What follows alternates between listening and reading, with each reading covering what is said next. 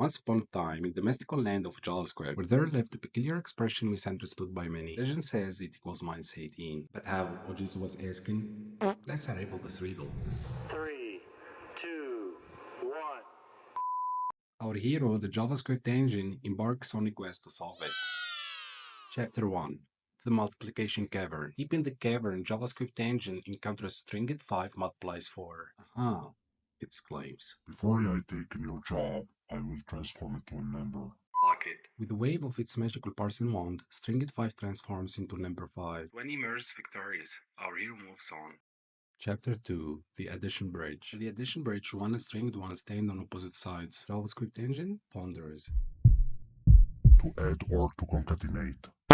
Wow. The string 1 winks, and suddenly we have a string at 11. String victory. The plot thickens. Chapter 3. The Subtraction Swamp. In the murky swamp, string 11 faces off against 20. JavaScript engine declares. In the swamp, as a multiplication cavern, string must be a number. Even though we feel JavaScript lost his fucking voice. String 11 will become number 11, and we will squelch to -9. At last, we reach the ultimate battle. Not another string. Fine.